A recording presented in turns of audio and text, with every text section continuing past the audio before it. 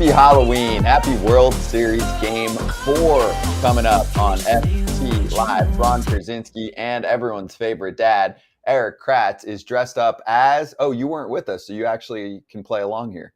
Do you know what Erik is dressed up as? A chair? Close. That's a good hint for everyone, especially on the pod crowd that's listening right now. It's an empty chair. I'll give you more hints until you get it, okay? It has to do with the postseason. It has to do with an earlier round. It has to do with the wild card round. It has to do with nothing yet. It has to do with a ballpark in this state. The Rays crowd? Kratz is a Rays fan. Dressed up as a Rays fan for Halloween. That's good for you. You're Mr. I love dad jokes. We thought you'd like that. No? Yeah. Wow, tough crowd. Unless you're Randy Johnson I've had better. And the Feathers. I've had better. You're comparing your joke to my dad joke. I thought it was clever. Good job, Kratz. Thank you, Evil Pumpkin. You know, obviously I've been competing against Halloween, but it is cool when you get to watch the broadcast tonight and people get after it usually. I don't know how it'll be in Arizona, but you know, we've seen World Series in the past when it's Halloween and people get pretty creative at the ballpark. Yeah, of course. Should. Yeah. I mean, you know, you're missing trick-or-treating to go to the ball game. Might as well get dressed up and act the fool. They should have trick-or-treating at the ballpark. They probably have some type of candy set up. I'm assuming the Rangers will for their kids.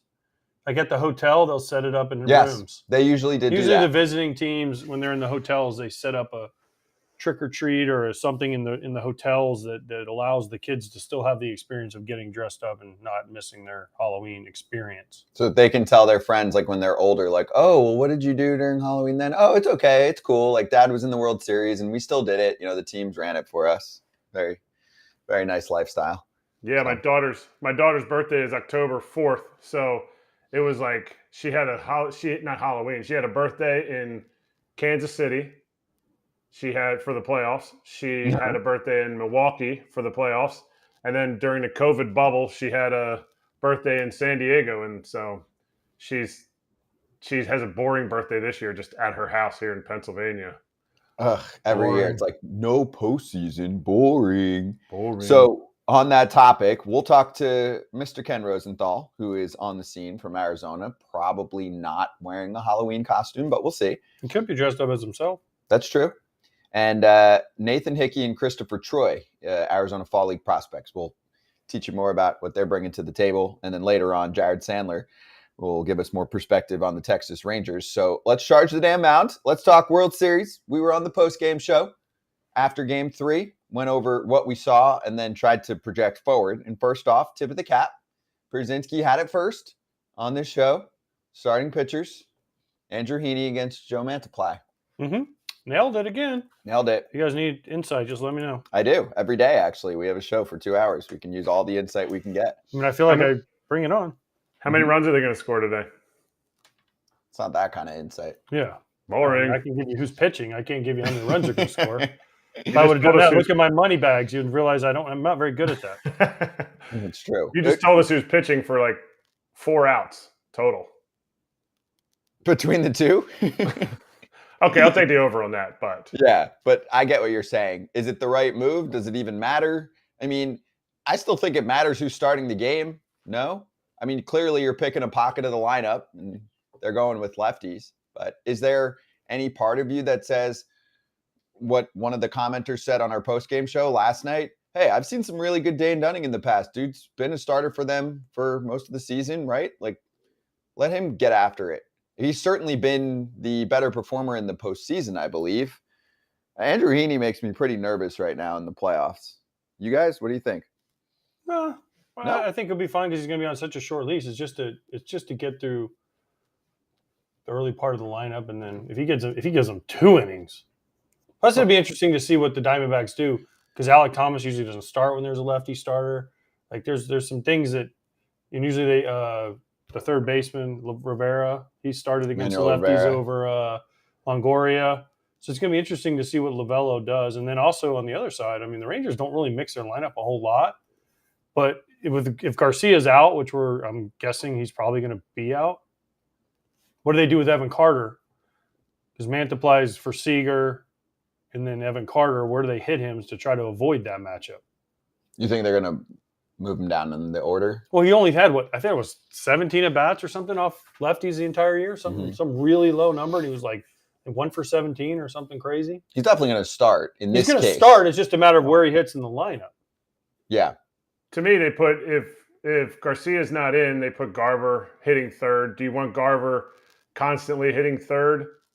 No, but you're also going to probably pinch hit for him with Grossman later in the game. So to me, that's the play. And honestly, AJ, you can tell me if you think otherwise, but they're bringing these two guys out to make sure they are not the team that goes down first. They want to make sure they score first with whoever it is. If you throw Dane Dunning out there and he's got to face Corbin Carroll, it could be 1-0 first at bat of the game. And to me, you sit there and you go, okay, how do I navigate this lineup? I think Andrew Heaney, we saw, I haven't seen it yet, but I guess some places BetMGM has it at 9.5 is the amount of outs that Heaney's going to get. To me, I think it's going to be under that. But when you come back through, Heaney's going to kind of be that opener. When you come back through, you get an opportunity to let Dane Dunning face the heart of that order one time. And if you don't have to have him face it, to me, Heaney's best option is he gets all the way to Ketel Marte a second time. Make him hit right-handed. I guess they prefer that over him hitting lefty, numbers-wise. And then bring in whoever the next righty, assuming it's Dane Dunning, is going to face Gabriel Moreno. That would be best-case scenario. Yeah. I don't know. I don't think there's no way Heaney gets 9.5 outs. I just don't see it happening. Agreed. I think if he gets one time through, Bruce Bochy will be ecstatic. I mean, Mantiply's a 1-inning guy, really, depending on where Carter is and how it goes. Mm-hmm. For me, I mean, to me, Mantiply is if they go Simeon, Seager, Garver 3, I guess, Carter 4 maybe to try to mix it up. You move Young up in the order. I mean, there's a lot of questions. Heim, where's he going to hit? Because he's better left-handed. So where do you hit him? But also knowing that, I mean, there's plenty of dudes that'll pitch in the game that throw with their right hand. No, I know, but this is why the opener is such a confusing thing for me because this dude's only throwing 1 inning, probably, maybe 5 outs, 6 outs, maybe in a perfect world. But teams stack. That's why teams do this. So they stack their lineups and they want this one guy to get through the top of the order and then bring in whoever their bulk guy is, so they don't have to face the top of the order twice. Mm-hmm. Right. So it's the strategy of this is what's interesting. Do I love the opener? No. I wish we had two starters that we could say, hey, it's Andrew Heaney versus Mantiply, and they're both going to try and go 7 innings. And worry about that strategy. Instead, we're worried about where do we hit Evan Carter because this guy's only going to get so many outs. It's just it's kind of mind numbing. It puts strategy, it brings more strategy, but it also aesthetically is not there. That was my thing with you don't care. So what? Joe Mantiply was an all-star last year. He's going to go up and face the Rangers' top 3 guys in their lineup. That's what this narrative is. Yeah, we can say, oh, I want to have this guy throwing. But look at the teams. Look at every team in the playoffs. Nobody has a 4th guy that they're like, we're going for it. We're going for that 4th guy. So to me, it's just about matchups. It's more of a pitch-to-pitch game. And I kind of enjoy it. The Orioles had those guys. They had 4? Yeah. They went Radix, Rodriguez, Gibson, and Kramer. There's 4. They would have thrown Gibson out there. They just didn't make it very far. So maybe they shouldn't have had 4. They didn't even get to their 4th. They lost the first 3, so it didn't matter. There's other GMs that are like, look how smart we are. This should have been bullpenning. I mean, the Braves had 4 until they all got hurt. Right. Strider, Fried, Morton, Elder. Yeah. Everybody's right until he got hurt. They all got hurt. Everybody says they love Game 7. This game is going to be a Game 7 it's going to be managed like a Game 7. If we go extras, you might see a position player pitch. No. I know That was it's a not, joke. but these dudes. But look at how Texas is lining up. They're not going to have any long guys, and they're going to run this. Let's say they take a 2-0 lead, 2-0 lead. They're going to run all their long guys out there, and if they keep working them, by the end, like the Phillies, the one night when they went into, did they go into extras when Lorenzen pitched? They had Lorenzen and Taijuan Walker left. Like that's how you're going to be able to withstand a extra inning game. There's a chance you don't have anybody left. You could save Martin Perez. Yeah, Bochy's better than that. I mean, Martin Perez is that guy for you. Yeah. So he won't pitch after Dunning? They won't go Heaney? He might, but I mean, depending on the score. Yeah. But I highly doubt that Martin Perez, and I love Martin Perez, a great guy, great ex-teammate of mine. But he's that guy. He was that guy in game. Started. He was that guy in game 2. Yeah. He's a 5, right? Yeah. He's a number 5. But I mean, starter. according to Kratz, he made the All-Star team. Didn't he make the All-Star team last year? No, that's Mantiply. Mantiply did. No, didn't Martin Perez make the All-Star team last year or this year? Definitely not this year. Not this year. Maybe last year. He had an unbelievable year. So that makes him, I mean, if you know, according to what Kratz said about Mantiply, that makes him a Hall of Famer. He was an All-Star last year, See? right? He had a sub-3 ERA as a starter. I mean, he had a better year. He was more deserving, no offense to Mantiply, but Mantiply had a 4.5-ish ERA this year. Last year was close to 3. And if you ask most fans, baseball fans, not casuals, baseball fans, who was the Diamondbacks representative in the All-Star game last year? I would say about 2% of them. I would have never Diamondbacks guessed that. fans get it right. I wouldn't have guessed that. No. I remember when it was a story last year because it always pops up. It's like, well, should everybody be invited to the All-Star game? You know, should a player represent each team kind of thing? You have Joe Mantiply. You know, it always pops up with you know, a reliever, like a middle reliever. I feel like the Tigers have had that pop up a few times where it's like an okay reliever, mediocre reliever, but whatever. I mean, my point is, I mean, nobody, what'd you say? Great teammate. Joe Mantiply, great teammate. So I was happy for him. Oh, I'm happy for him. I'm just saying, I mean, you're not looking at the pitching matchup this morning like, oh man, I can't wait to tune in. It's Mantiply v. Heaney. Let's go. We're gonna remember this for the rest of our lives, Dad. I mean, you still might, but you know, it's like, Mom, it's Mantiply Heaney tonight. We can't go out for Halloween. So whatever. We'll see what happens. But I mean, yes, it's fine. It's one game. If it was every game, I would be pretty pissed. You know, if it's game 4, okay. You know what I'm saying? Like I don't love the way then tomorrow it goes Gallen and Valdi again. Yeah. So whatever. It's fine. It changes things up. So actually on that front, the poll question today is, it's a bullpen game for both teams. How many pitchers will be used in game 4? So the options are A, 6 to 7 total in the game. B, over 8 to 9. C, 10 to 11. D, 12 or more. C. Okay. If it didn't go extra innings, it would be 10 or 11. Okay. We'll see. Charge the Mound, powered by Teza. Teza on the desk right now. Use the discount code FOUL, F-O-U-L, for 20% off your first order at tezaenergy.com. If you're into dip, get off of it. No nicotine, no tobacco. Teza right there for you in front of me. And for that poll question, watchstadium.com/foul territory. We'll show the results later.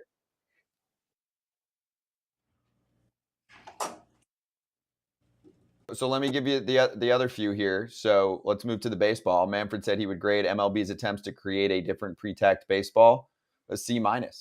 That's actually surprising. Like I'm glad that they gave themselves a C-. But I'm surprised they can't come up with one. Japan has one. Korea has one. You guys got to call someone at the league office. I just don't like, understand why this is this hard. On someone. You guys got to call one of those guys. I just want to know like more specifics. I mean, he gave us a little bit. He said, "quote We thought we had a pretty good model last year. It got gummy, the baseball, when it got hot. We went back to the drawing board on it." And then this was in the Athletic article by Evan Drellick. He said, by design, a ball would not be mudded in the same way as the current baseball. That creates a separate problem. Even if they could get the tackiness right, the hypothetical new ball would likely be bright white, which would be an advantage to hitters. That part I don't give a shit about. Come on. That's over managing. That's overthinking. Yeah. That's fake hustle. I don't give a shit about that. That's ridiculous. To me, also, advantage for hitters, fine. If there's a half a run per game more in baseball next year, I think we'll all be okay. I want to know the inner workings of it. Are they not willing to go to the ball that the the tacking system that the Japanese ball uses because they're trying to go with one of their buddies? Are they, is there any kind of like business politics going on in this where they're trying to always. It's Of course there is. always. Come on. So then let's just get it right. I agree. Before we can figure this out. This literally is not rocket science. It's not that hard.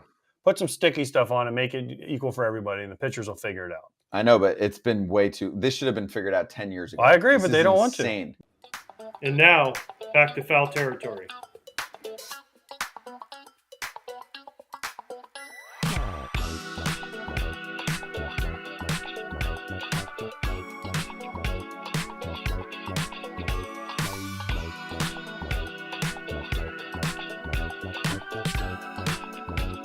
FT Senior Insider Ken Rosenthal with us on the scene in Arizona for World Series Game 4 coming up. Happy Halloween, Ken. What are you dressing up as? Is everyone dressing up for the Fox broadcast? I'm dressing up as this little bow tie guy who appears on television. That's me. That was AJ's prediction, wasn't it? Yeah, well, that was a good Dressed call, up as AJ. himself. Yeah. I don't have much dressed up choice, as you know? himself. Yeah. Why? I mean, okay, what would the Fox people do if you showed up as like a ghost and you had like a sheet over you with like the eyes cut out and like, or something like that? A witch or a clown, a warlock or a troll or something? I don't know, AJ. I've never actually considered that possibility. You should.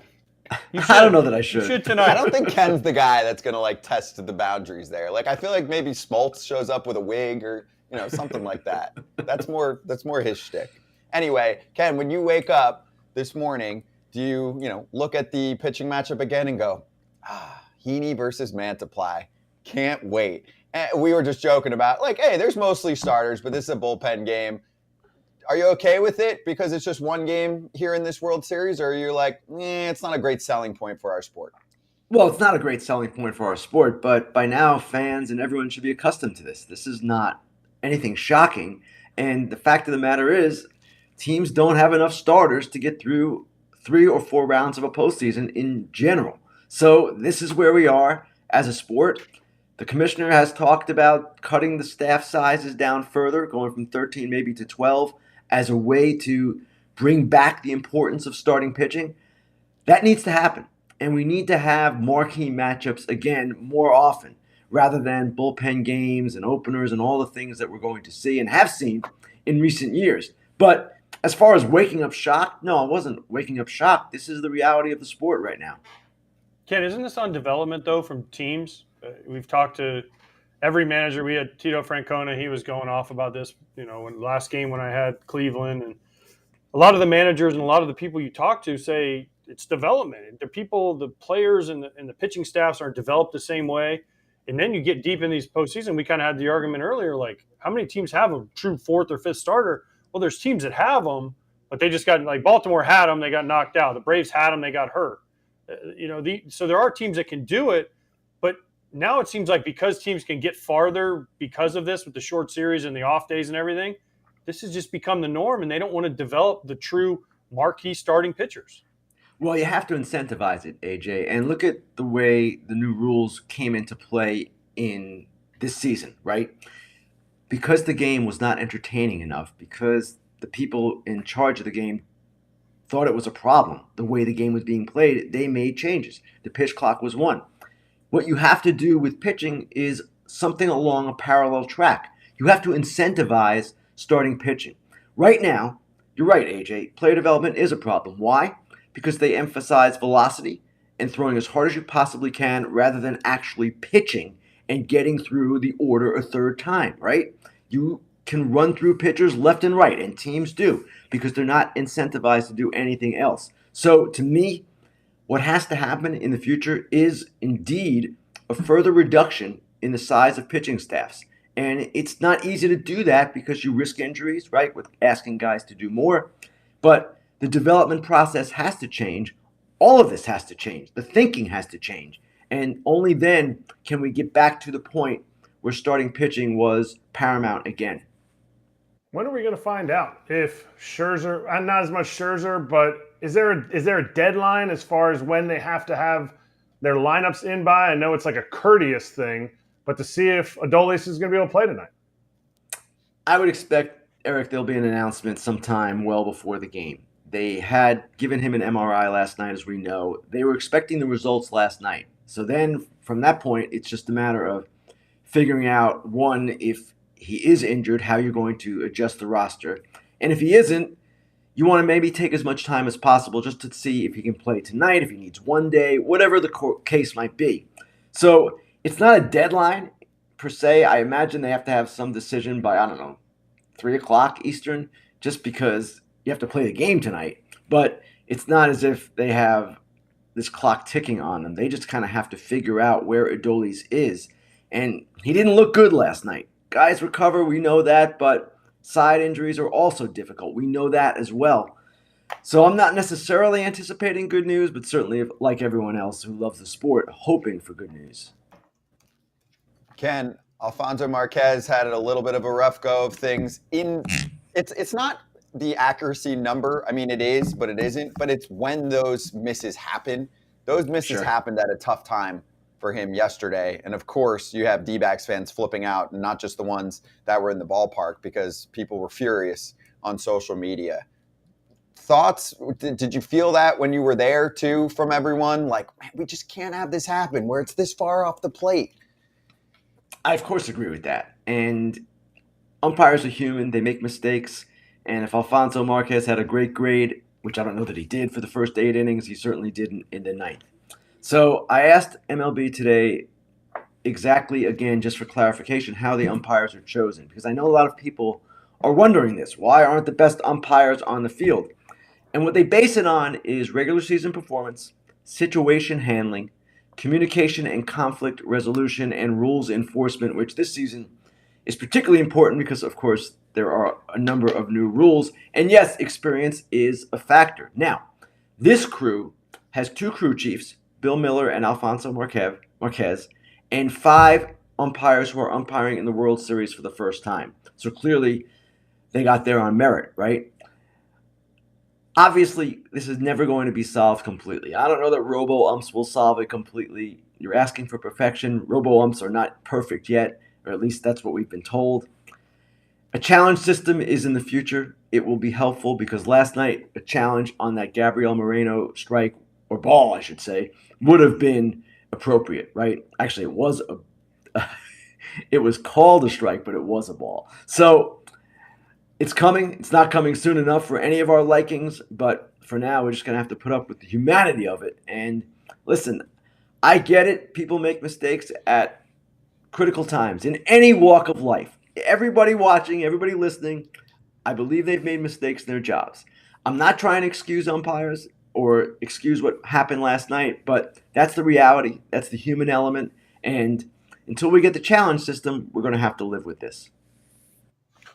Listen, Ken, I'm not for robo-umps at all. I'm totally for this.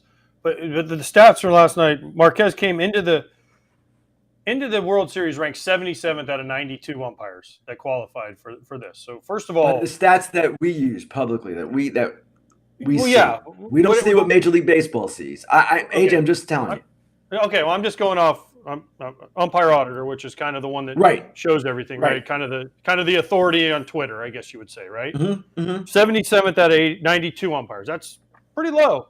I mean, he's not 92nd, but he's pretty close, right? He missed 13 calls in Game 3, 89.9% accurate. 5th worst game of the playoffs. There's 4 worse games than that. Impressive. And then he also, they said he also is a contender for worst missed call, 3-2 pitch to Nathaniel Lowe, which is right down the middle, and he called it a ball. So I'm not a person that says, hey, I want robo-umps. Maybe it's more of rewarding the guys. And again, I don't know how they – I mean, Major League Baseball tells you how they pick them. And listen, I've always got along with Alfonso Marquez. But the numbers over the course of a season don't lie. Shouldn't there be a system that is public that we can say, hey, here's the top 7 umpires, balls and strikes for the year. Those are the 7 umpires. And maybe these guys would focus a little more, work on getting better. Instead, we're like, oh, you're 77th out of 92, Alfonso. Congratulations. You get Game 3, a pivotal game in the World Series. Again, AJ, I'll just repeat. Those are the numbers that we see from that particular website, and I have no doubt that they are accurate with regard to balls and strikes. But the criteria I just listed for you include not just regular season performance. That was one. Situation handling, communication and conflict resolution, rules enforcement, etc. Again, would it be better if we had public knowledge of everything that Major League Baseball has on these umpires? Of course it would be. We all want transparency, but we're not getting it. And the Umpires Union probably has something to do with that. So I'm not trying to defend this. I don't want to defend this. I'm just trying to give the explanation for how this works. Clearly, if a guy is 77th out of 92 in ball strikes on one website, which has no agenda, by the way, then I would wonder what his numbers are with regard to Major League Baseball's assessment. But we don't know that. Yeah, I get what you're saying too, AJ. It's like just even if they have totally their own get internal system, you know, like no, just, I totally get what why AJ's can't we saying. make it AJ's got a public? Why point. can't we make it public though? Why can't? But This even be a that, like, why are public we going thing? off of like, oh, you behaved, you didn't get like into an argument with a player? Like, what does that have to do with your performance calling balls and strikes? Like, to me, it's way too much. Like everyone has a medal. I get what they're saying. I just don't agree with it. That's my thing, and I'm sure Kratz, you feel the same way. No. Oh, I feel like we are in a league that you talk about it being public. Everybody knows what Adolis García is hitting, but you also know what kind of slump Longoria was in. You also know what kind of slump Marcus Semien was in. And it's a league of the best, and that's what we've created in the playoffs here. To me, I feel like they should be held to a standard of being the best of the best. And I know for a fact a lot of these umpires, it will raise their level of play, level of calling, whatever you want to call it. AJ, I mean, Eric, it's something that probably we should look into as journalists, my end of it, for another day, on another day. I don't disagree with anything you guys are saying, and I don't know that there is a perfect system. I would grant that to MLB and the umpires, but when you have a situation like happened last night, that is not healthy. That's a talking point today that should not be a talking point. We should be talking about Scherzer and Garcia. We should be talking about the brilliance of the Rangers bullpen last night. We should be talking about Corey Seager and what he did again on a first pitch. All of these topics are more baseball prominent than umpires, or should be, but they aren't. And this is a big topic today, which I understand, and it should be. But that is what baseball has to deal with. They need to say, hey, do we really want this? After a World Series game, do we really want the discussion the next day to be about a missed call or several missed calls in a World Series game? I don't think they should want that, and they don't want that, but they need to address it. Yeah, spot on. So let's get back to the field-ish. So on Fair Territory, you took us behind the curtain a little bit on what your average day is like, which includes the manager meetings, which we talk about a lot on this show because you always gain great insight, whether it's for that particular game or just knowing the person, the manager, whoever it is in general. So I'm just curious, of the several manager meetings that you've had so far in this World Series, or if you even want to go further back to prior in the postseason, how have Torey Lovullo and Bruce Bochy been? Like, do they seem, I mean, Bruce has been here plenty of times, so are they calm? Are they talking about other topics, right? Like, I even just remember, like, last year, was it last year or the year before, whatever, when I'm in manager meetings, like Dusty Baker's there, and you end up just, talking about something else for 15 minutes. You get like 5 minutes on the game, and then he's got just some crazy stories, and he also just wants to chill. But just curious about any insight that you've gotten from those two, how they've been and how those combos have gone. Bruce Bochy and Torey Lovullo are quite different, and quite different in age, quite different in sensibility, but both are interesting to talk to, of course. And Bochy's been there, done that. He talks baseball with our guys. Him and Smoltz obviously get into some particular game situations at times.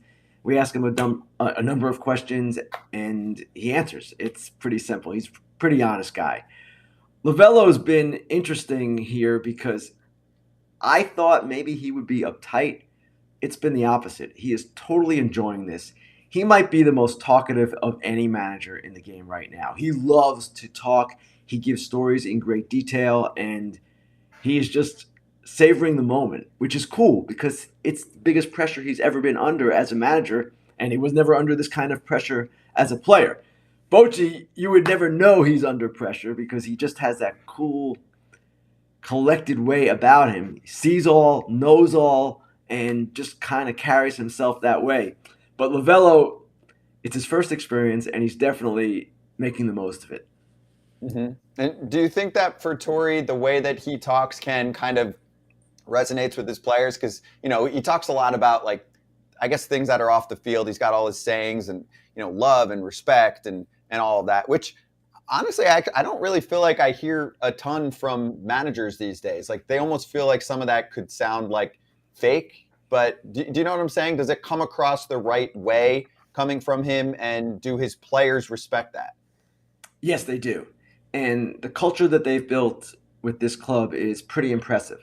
A lot of teams talk about culture and building a positive environment and accountability and collaboration, all the baseball buzzwords. The Diamondbacks have done it. And it's interesting. I'll give you a couple of examples.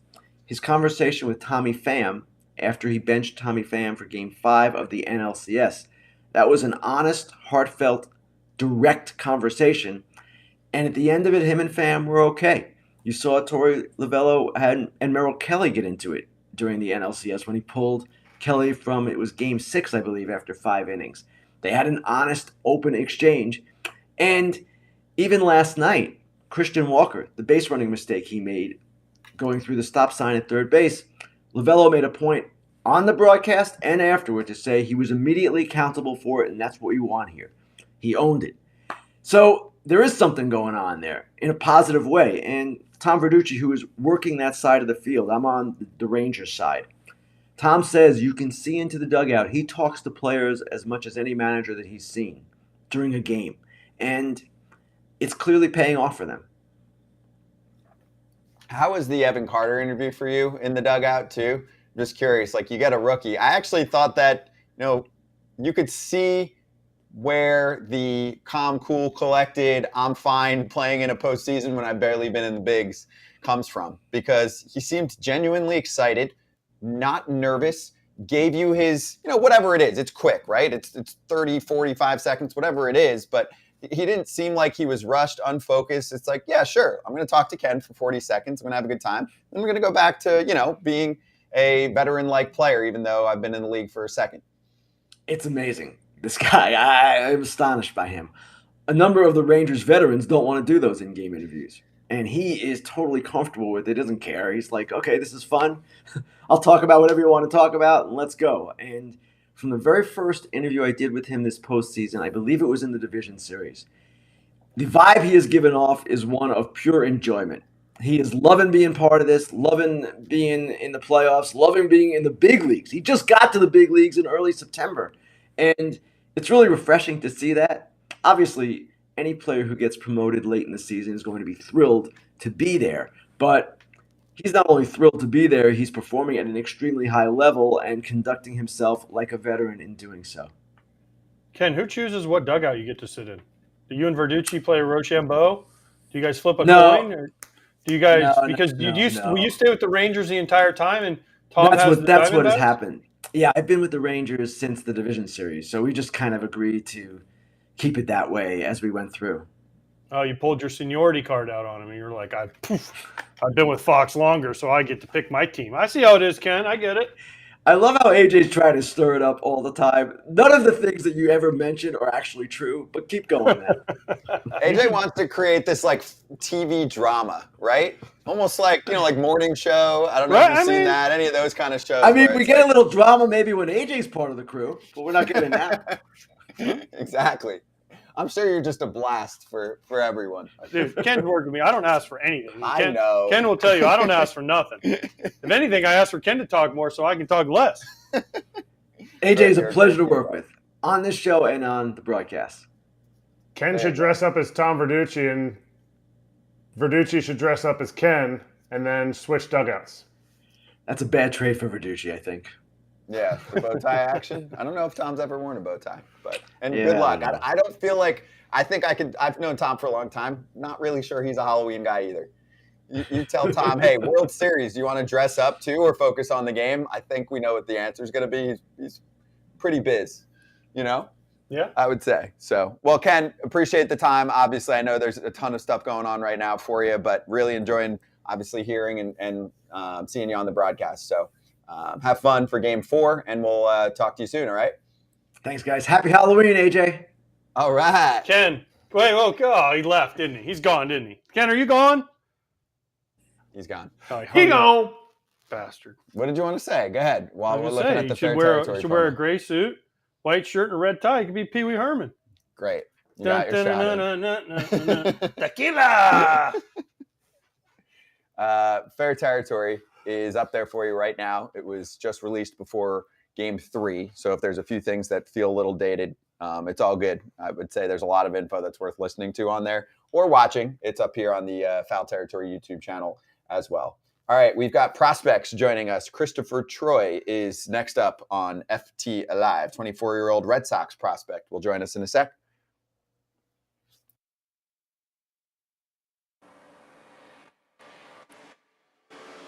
I would agree that people will get the wrong impression sometimes of guys who speak their mind. If I could describe Tommy Pham, I would say he is blunt. I would say he is thoughtful. I would say he is really intelligent. And I would say he cares a whole lot. Not a lot of players work harder than Pham. And he's been through some things in his career. He's had that eye condition. He's a guy that has had to overcome some odds. And whether he's misunderstood or not, when things like this happen and are publicized, as this incident, if you want to call it that, has been, then people gain a greater awareness. And Scott, when we wrote that story a month ago, the purpose was exactly what you said. People think of him one way because of how blunt he is in interviews, because of what happened with Jock, because of all these different things. And yet there is another side. And it's our job as journalists, actually, to tell that other side. And that was the goal of the story. And in my view, it gave a glimpse into Tommy Pham. And the kinds of elements we discussed in that story were all amplified by what he did with Jace Peterson, which to me was one of the cooler things I've ever heard a player do, to be perfectly honest. But is Rob Manfred going to give up that month? Is anybody on are the players going to? I mean, well, Japan did. It's not happening. I agree, but I don't even think it's worth talking about because there's no chance. I know, but I think if we want to promote the sport and we want the World Baseball Classic, basically, on the world's biggest stage, one time, you can do it. You can make an exception one time.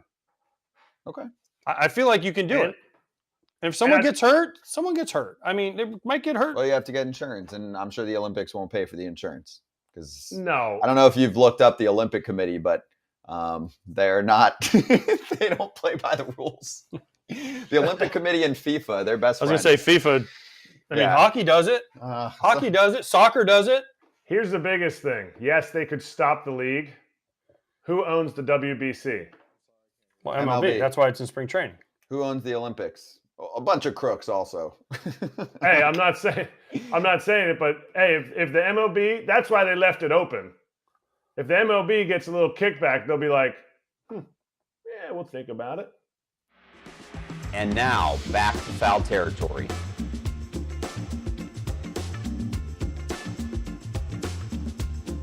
Back on FT Live on Stadium, Braun, Pierzynski Erik Kratz, and coming straight from the Arizona Fall League to your screen, Christopher Troye, 24-year-old Red Sox prospect, joining us right now. Christopher, how you doing, dude? How's Arizona life treating you? It's awesome, man. Thanks for having me on. Super excited to be here.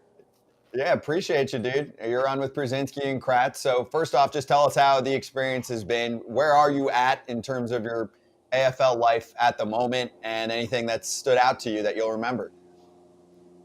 Yeah, definitely. I think, first off, just being here is an opportunity that I'm very grateful for. But quick little side note, dude, I used to be a catcher, and I never pitched until I got to college. And I remember watching Pierzynski on the White Sox, so it's pretty cool to be here with you. That's right. It up. wait, you're from California, so wait, were you an Angels fan? I hope not. My dad's from Illinois. He's from Sterling, Illinois, which is about an hour and a half outside of Chicago. And his family's pretty divided between the White Sox and the Cubs, but it was always cool to watch you. But no, dude, the fall league's been great. Playing obviously against a lot of really good players, playing with a lot of good players. So it's just fun to see how I stack up. How do you think it's going? I'm looking at your numbers here. You're doing a solid job out there. Is there one thing they sent you there to work on? Because I remember when I went to the fall league, I was awful. I'm not gonna lie, I was awful. I'd been to the big leagues that September. And I went from playing in front of Jacobs Field with 40,000 people to the Arizona Fall League, and there was 3 people there. And I was like, what am I doing here? They gave me 2 days off at the end of the season to get out there too. So when the Red Sox sent you out there, what was the one thing that they sent you out there and said, hey, we need you to work on this? Yeah, I think the story for me has always been the same, right? Like big stuff, big fastball that plays well. I credit a lot of that, honestly, to my time as a catcher.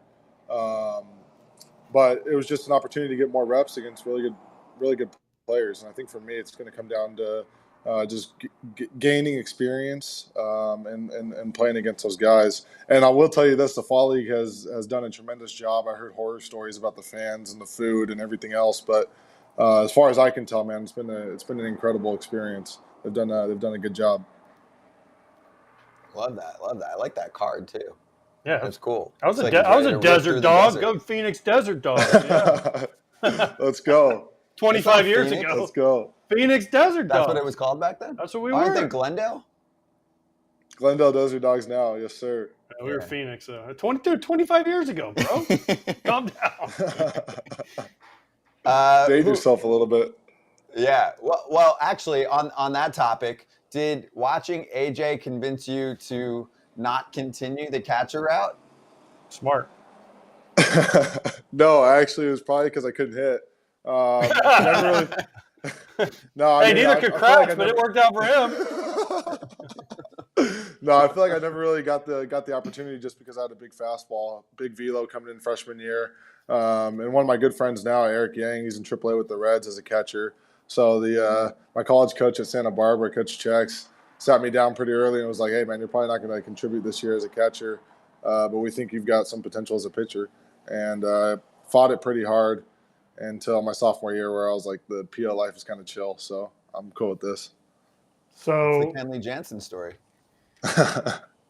Right? Yeah, very, very similar. I saw Kenley as a catcher. He was on his knees and he was taller than most of the people that were hitting. Minor league baseball is cool. A lot about like remembering people and like making connections with people. Do you remember meeting me? I do not. No, sir. When you first got drafted, I was working for the Red Sox down in Florida when you came down to Florida. And you were like a big old meathead. You were like, "Hey, when can we had a meeting." And you go, "Hey, when can we get into the weight room?" And they were like, bro, chillax. You still a meathead like that? I'm in trouble. Yeah, I like the weight room. Y'all need to watch him pitch. This dude has he's like Spencer Strider if Spencer Strider was short. Strider's 6'4"? I don't know, but you look way taller than him, and your legs are way bigger than his. Dude, I just gotta get the tight pants. 6 foot barely. Yeah, it's the other way. You're saying the other way around. If Spencer Strider was tall. If Spencer Strider was tall, he would be Chris. He'd be Christopher. You said short. Yeah. Because he's like, I'm sorry, is 6'4" not enough for you, Kratz? I'm off. No, it's okay. I forgive you. I forgot meeting you after I got drafted. You'll have to forgive me. That's fair. Christopher, I love this. By the way, on your baseball reference page, it still says relief pitcher and catcher. Does it? Oh, yeah. It's badass. False. But then you go to his batting, and it's all zeros. And I'm like, yeah, what the hell? It has one at bat, Mystic, and one at bat, UC Santa Barbara, and then that's it, and it's all zeros. So you got to call Baseball Reference and tell them to get rid of the catchers on your page because, No, let's keep that going for as long as possible. Shohei. You could be Shohei, yeah. Yeah, he's got versatility. Yeah, I mean, what's he going to sign for? Probably $500 million. I wouldn't mind doing that. Yeah, exactly. And hey, maybe with the Red Sox, who knows? He could be your teammate someday. I mean, Boston fans want him. I don't know if that's gonna happen. But how much are you following the Red Sox? Like this past season, for example. Like, are you watching as many games as you can? And what did you think about their year? Obviously, up and down, and there's going to be some changes now with actually a fellow pitcher joining the front office to lead the way. Yeah, I mean, I'm a baseball fan through and through. So, I mean, I grew up a Giants fan in Northern California Bay Area. And then obviously being part of the Red Sox organization, whenever we have a day game or they have a night game or we have an off day, I'm always trying to tune in whenever I can. Most of the time it doesn't really line up to where I get to watch them. But, I mean, I feel like it's an exciting time to be in this organization, right? Like, I think the farm system's been incredibly turned around since I got drafted in 2021. And just to be playing with guys like Marcelo Meyer, Nick York, just to name a couple. But, I mean, there's prospects everywhere. And to watch how those guys go about their business, I think that there's a lot to be excited about in Boston. And especially with, I don't think the big league team was that far away this year, watching what I did. And I think that Breslow's coming into a good situation. All right. So in your career, you have, compared to righties, you've struggled against lefties. What's something that you're doing to maybe combat that? Maybe something that you can change around to figure that out. Yeah, I think for me right now, developing my cutter, which has been a third pitch for me this year, been fastball, gyro, slider my entire life. So developing that cutter has been a game changer, especially towards lefties. And that's where, AJ, going back to your question, right, like what I'm working on in the fall, that's definitely one of the things that is a developmental goal of mine is getting my cutter usage, I guess, better, right? And that's going to take throwing it 2-0, 3-1, and going 3-0 and walking a guy. But I feel like just the more reps and the more experience I get throwing that cutter, the better off I'll be long term. You have a teammate that you're friendly with, that you're playing with up there in AZ by the name of Nathan Hickey. What's your favorite thing about Nathan, and what's your least favorite thing about Nathan? And did he happen to just sneak by behind you? Yeah, he did. I'm gonna unplug my earphones here. See if we can get him. Oh yeah, we're good. Here he is. We got a few minutes to go, so let's join the party. Good. You can still answer those. It's better that he can hear it. Yeah, my least favorite thing about him is that he's late right now. And what about something nice about? I was getting groceries for the week, guys. That's my fault. He's capping. There's no way. Just woke up. It's not even. Wait, we didn't see any groceries when he walked in. What did you bring? What did you bring for Christopher? What are you feeding him? Are you making some? Are you like the chef of the spot? So for the room, I would like to think so. My other roommate, Wyatt Olds, would concur. I would think. I don't. He maybe. So every now and then, I like to cook. I just, since we're being out here, it's kind of difficult, honestly. What's tough about it? Do you guys not have like the fancy schmancy kitchen? Just not a lot of utensils in the kitchen that were given to us from the apartment complex, honestly. Not the ones that I'm used to from back home. Well, us Florida guys, Nathan, we can kind of do it all, right? As Florida guys, catchers, we can all do it all. But I have to say this, as the resident Gator fan here. Okay. I have to say, now you got his attention. Yeah, see? I have to say, I'm very disappointed in the fact that you were fucking late today after all I do is pump up Florida guys, and you fucking show up 20 minutes late. That really kind of pisses me off, I'm not going to lie. Sully would have your ass running forever. Dude, Sully would have me running forever. I don't know if you remember this. We're going to go back in the past. Last year at the last Florida, Georgia, I was at the tailgate with you. And I tried to go say what's up to you, and you did not say a word back to me. So I'm still kind of upset. Yes! I'm so proud of myself right now. You denied a that kind of hurt me, honestly. Hold on, what time was it? What time was it in the day? So I did. What time was it? No, what time was it? I need to know the time. How does he know? Because if it was after like 12 o'clock, then I'd already been there for 5 hours, so nothing counts. I think it was at like 11, 10:30, 11. Oh. Did you introduce yourself who you were? Yeah. There's no way. That's a lie. I did. That is such because Spro. I know Spro was there. I was with Spro. Because we had who'd we have on? We had Sterling Thompson on the other day, and I'm like, dude, Spro came to my tailgate last year. He was great. Yeah, I was with Spro. I guess you just. I'll tell you what. You come next year. I'm still kind of upset with you about that. Yes. Well, you know what? If he goes next year, drinks on you. If you come next year, drinks on me. I'll even let you use my portalet for free. Won't even charge you. How's that? No, I did. I already did last year. I guess I'll be a resident in there, honestly. Well, Okay. Nathan, if it makes you feel any better, Christopher didn't remember meeting Kratz, so this is just one big happy family of people that don't pay attention in life. You guys are all bad It's teammates. awesome. It's awesome. All bad teammates. That's what it How are we is. bad teammates? You're a Florida State fan, AJ. Don't even come on here with your Oh, here we Florida go. fan. Hey, so There is we Hickey. go. So Don't is worry Hickey. about it. Hey, Hickey's Wait, a Florida what? State fan too. Wait, what? Hold on. Wait. Whoa. That makes Yeah, more sense than he was explain late. that, Wait, I explain need to hear that. this Here we story. go. Listen to I want to this. hear this story. Oh. All right. So, growing up, FSU is where I wanted to go. That was my dream school. My dad had me going to FSU baseball camp since I was like 7. We went to every FSU Florida football game every year since I was like 7 or 8. So FSU is where I wanted to go, and I'm an FSU football fan and then Florida baseball fan.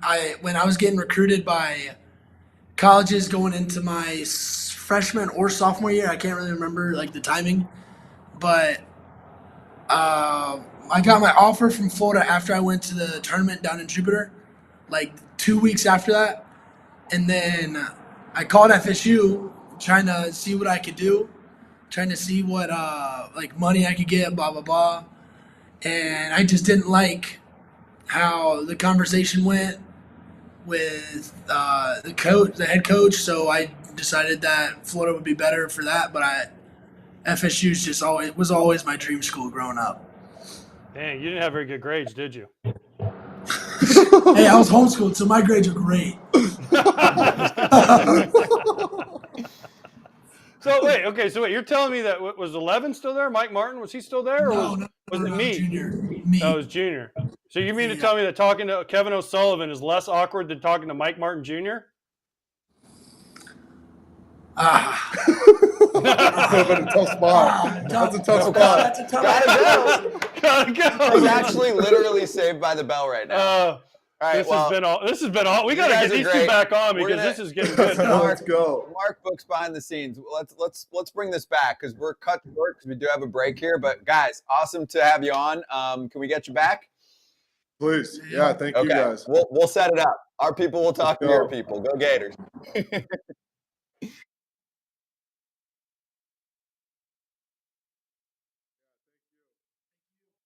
Well, I'll tell you I'm taking the over on the runs scored. That's for sure with the roof open. But Chase Field with the roof open is just a completely different place. We don't get to see it often with so many 100-degree days here in Arizona. So I think that the atmosphere is going to be incredible. It's sold. The rest of the series is sold out here at home. So I think with the roof open, the panels open, we're gonna see the ball flying a little bit more than we typically do, and it's going to be interesting to see how these offenses can get on track.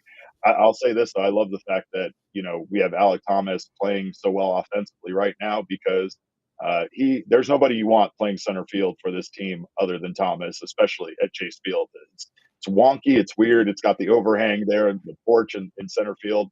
Most home runs that would be home runs elsewhere are not home runs here. So it's just great to have such a great defender out there, tracking everything down. He's been tremendous for this team. Example of how people have talked about Tommy Pham in the Diamondbacks clubhouse. Pham gets a bad rap at times. There's been a lot of, talk about his reputation and such. And I think that this is just an example of who he truly is. This team, their catchphrase has become, "We're a connected team, and connected teams are a dangerous team." There's also some expletives in there as well. But, it's the exciting part about it is this is showing why they call themselves a connected team. I mean, it goes beyond the stats and everything like that. And they've really tried to play baseball in a way where they hand the baton off to the next guy and trust that your teammates can get it done.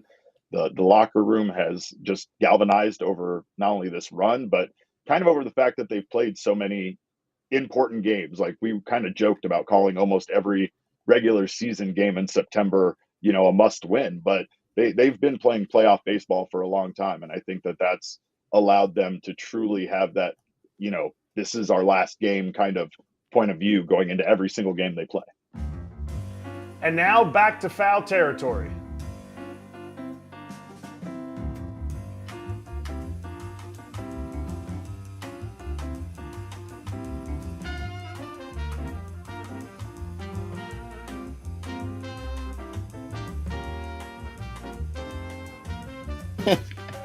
What's up? All right, poll results, and let's get your answers too, and then we'll do our picks at the top of the next hour here on FT Live. How many pitchers are getting used in this bullpen extravaganza? 10 to 11.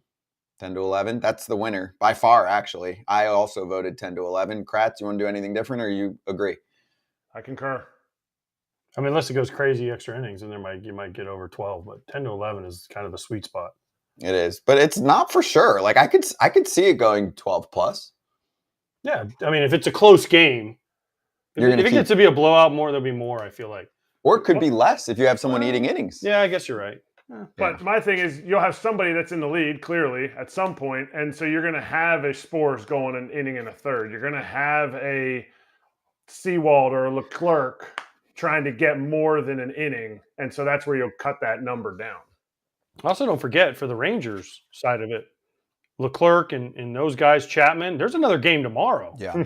So they I think they'll try to avoid Spores if they can tonight. I mean, Spores, Chapman, and Leclerc have been in like every game for the Rangers this postseason. Yeah, eventually you need a break. You would think, but you also get a break for a long time, starting in less than a week. Anyway, hour number 2 of FT Live. We'll go over our actual picks. There's an FT heater involved. Jared Sandler is going to join us with a little more on the Rangers because there's a lot to cover with the Rangers, including those injuries. So flip over to the Foul Territory YouTube channel, and we will see you there.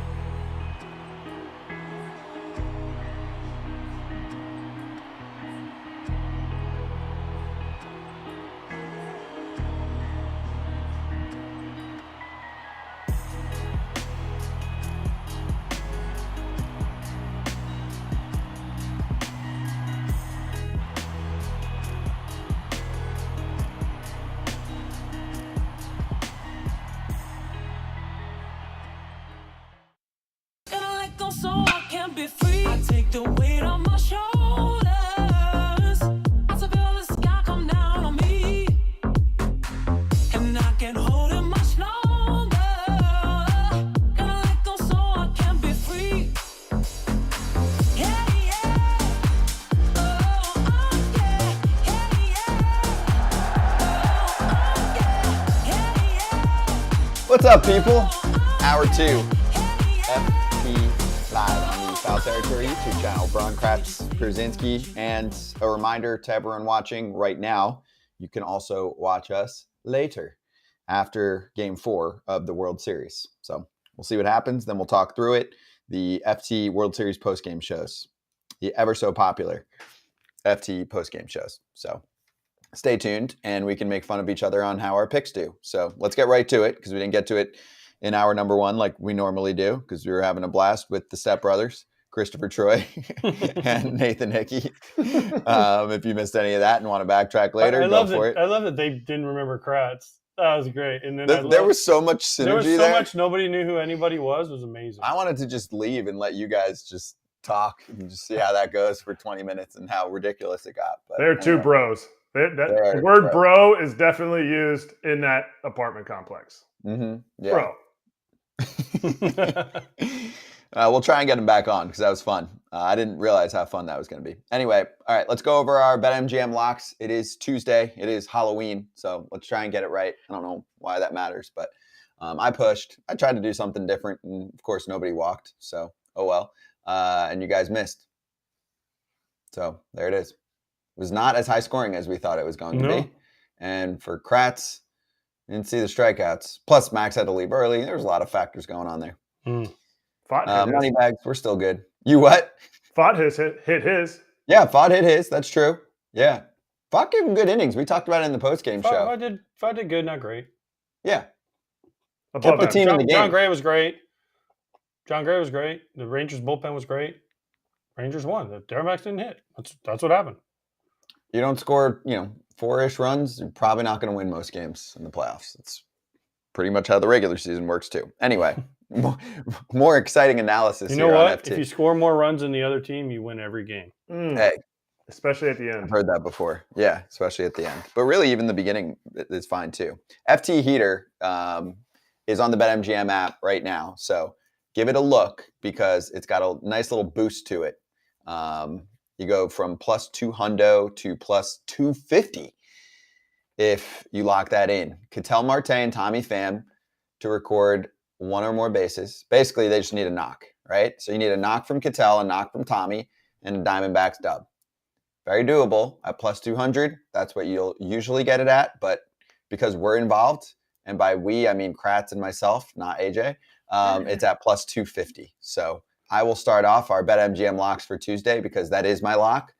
I'm with the people, and I hope that it does well. And Kratz, I know you're tailing that, but do you have something else that you would like to offer to the table as well?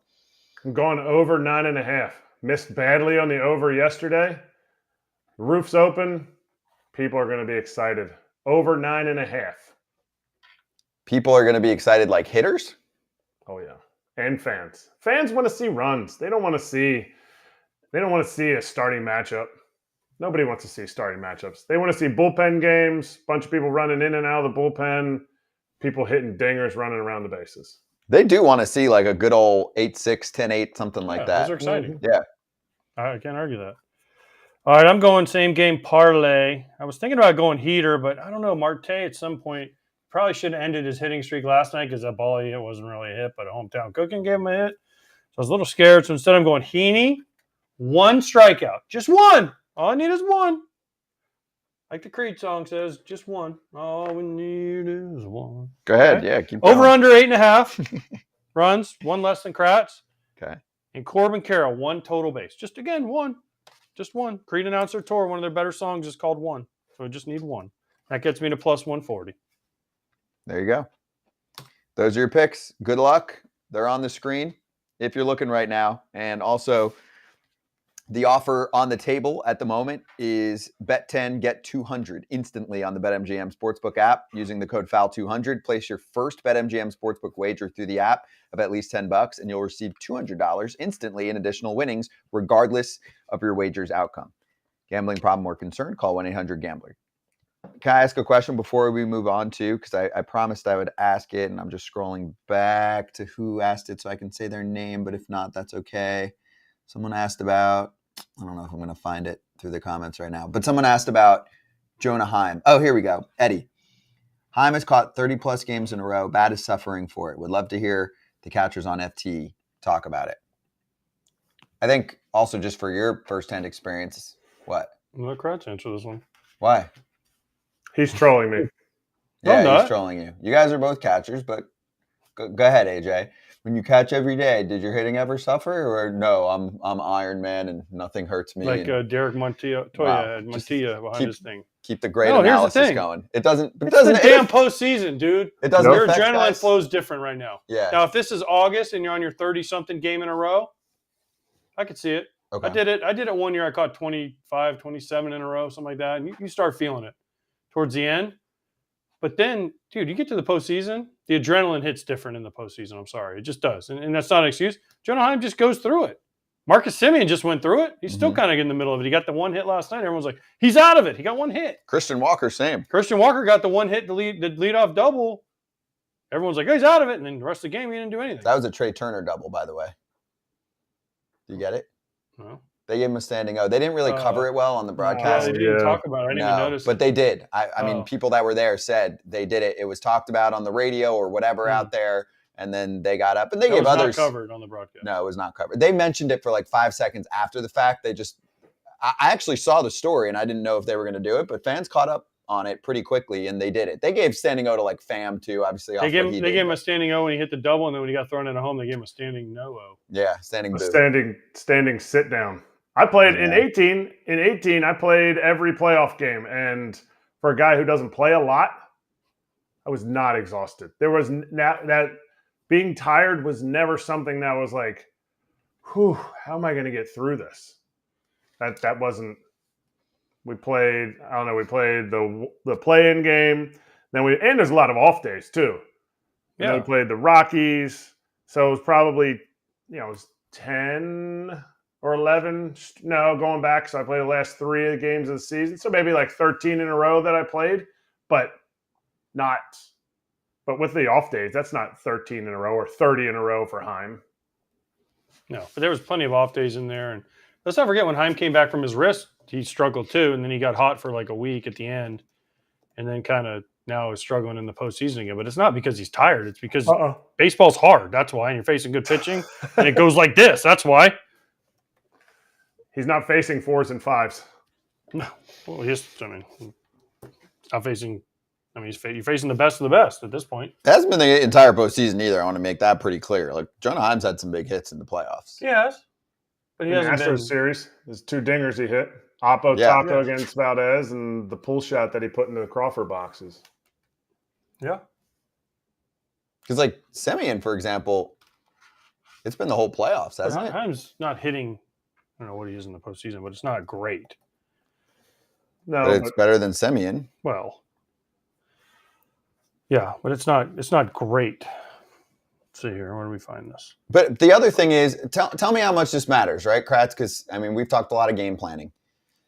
Do you get to kind of figure out a weakness in the postseason that you can exploit more than you could in the regular season because the pitching theoretically should be better and guys can execute to a spot that maybe is a hole in a swing? You know what I'm saying? Like, does that 100%. Stuff stand out as well? Because what's funny to me? There's been, I follow a ton of accounts on social, and there's some that go heavy analytics, and they'll talk about things that they saw in the regular season and be like, see, that's not happening here. And then people are like, oh, okay, but you can't compare anything from the regular season to the playoffs because, like, there's a billion things that are different, including better pitching. We see way worse pitching. So, like, there's a lot of stats that I just toss out the window, or someone will, like, bring up a trend and be like, see? And I'm like, the postseason's different for a variety of reasons. But I think the pitching is the biggest part of it. Absolutely. It's execution of the game plan. And as much as you want to say, okay, we got all 26 guys during the season, we can all do it, we can do it as a team, you're looking at dudes and you're like, I just don't know if you can do it. I just don't know if you can execute this pitch. And that person's probably not in the game. There's no, like, we got to figure out a way to get through these 3 innings. You're putting guys in situations you wouldn't put them in the regular season, in the postseason, because they're able to execute. Let's say two of the 3 guys that you're going to face can't hit a curveball. So we're bringing you in because you throw a curveball really well. We don't care where you put it. We want you to be able to throw for a strike and to bounce it. During the regular season, I need you to get all 3 outs, and you're going to need to face these 4 guys. All of them can hit a curveball. So sorry, that's just where we're at in the regular season. It's funny. It has me thinking, and we'll get into some of the other weaknesses, like for, say, Semien, we can talk about with Jared Sandler, but they were talking about Corey Seager and I think a first pitch changeup in his first AB, and then they did the same thing in the second AB, and they're like, that's a good way to get him. Like, unless the changeup isn't sharp. But the other thing is guys pay attention 87 more, and hits a middle guys quadrant. Pay attention more in the postseason too. So they're not trying in the regular season. No, I didn't say that. Nick Castellanos said that last year, remember? That he wasn't trying in the regular season? He said that it's hard for him to focus every day of the year that's true. On his outfield defense. Oh. And in the postseason, the crowd, the intensity, the whole thing makes him a better defender. And I thought that was awesome that he said that. Yeah, okay. So my thing is the pitchers pay attention more. They're more locked in. Like Kratz said, you're putting more advantageous matchups because sometimes in the regular season, it's just your turn to pitch and you're just like, all right, I'm going to face a guy I normally wouldn't face. So I think there's a lot that goes into it. And I think there's a lot of things that, are different about the postseason. The adrenaline, the focus, everything is different in the postseason. And by the way, just for the record, Jonah Heim had a 755 OPS this year during the regular season. He's got a 580 OPS for the entire playoffs. So to say he's not struggling, he's kind of struggling. What about Semien? I got to pull up Semien, but I mean. So here's back here. Sorry, Marcus, I'm not picking on you, but he's struggled. He's their leadoff hitter and he's their second baseman, and he's the guy No, I mean, hold on. Give me a second here. that I think Simeon had a 826 OPS in the regular in season. the regular season, Yeah. and 2023. Oh man, it's gonna be hard. It's just not gonna add up for me. It's if it's not under 500, it's pretty close. 422 wild card, 552 DS, 510 LCS, and then 429 World Series. It's so probably it's under around 500. Yeah. So I mean, he's right there with Jonah Heim. Okay. And again, we're not picking on him, but that's just It is what it is. shit happens. Baseball's hard. We were talking Jonah Heim right there. I was looking up his stats just randomly for receiving, and I don't know if AJ you believe or appreciate the framing stats, but it's just random, super. We weren't even talking about it, but Jonah Heim with left-handed hitters hitting, he has a negative this season, negative 36.7 SLAA, which is strikes looking above average. Okay. Zero is the median. Anything above zero is above average. Anything below zero is below average. Versus right-handed hitters, when right-handed hitters are hitting, Gabriel Moreno, he has a plus 74.8 SLAA, meaning he has gotten 109 strikes framed when right-handers are hitting. So while Alfonso Marquez missed that call, Jonah Heim is a great manipulator when a right-hander, something about his setup, something about the way he rakes the ball back into the zone. But the He first two handles that. pitches that at bat, there were strikes that Alfonso Marquez called balls. And those were two of his 65 that he missed on the season. When right-handed. There you go. That's about as much numbers as we can throw. That's the most stat head nerdy thing I've ever heard anyone say in my life. I don't even know what you're talking about. We are all dumber for listening to you. You're awarded no points. I just got dumber because. All of right, that well, let's talk. get smarter, okay? Let's move because then It's a Jared great movie Sandler. line, by the way. Yeah, it is. Jared Sandler's going to join us soon. All things Rangers. Does Wait, we're biased to the play-by-play Rangers studio because we all don't have day. any Diamondbacks on. We had a Diamondback guy on yesterday. It doesn't matter. Today's a new day. It is a new day, so you can be our Diamondbacks rep later. Ride You can the go highs. against Jared. Right. All right, let's get smarter for a second here, okay? We'll keep it nice and simple for you. Yes, the Players' Choice Awards category breakdown is sponsored by Candy Digital, and today we are breaking down the AL Outstanding Player finalists, and this is going to be the easy runaway category of the year. Yandy Diaz deserves to win this award over Shohei Ohtani and Corey Seager, and it really shouldn't even be close. I mean, he can definitely bench press and do bicep curls much better than both of them. Actually, I couldn't even say that. Who knows? Shohei Ohtani might be like a bodybuilder. We don't really know much about him. But anyway, in all seriousness, I think there are probably some players that voted for Corey Seager in this category. Do you believe that? Or do you think Shohei just completely destroys the competition?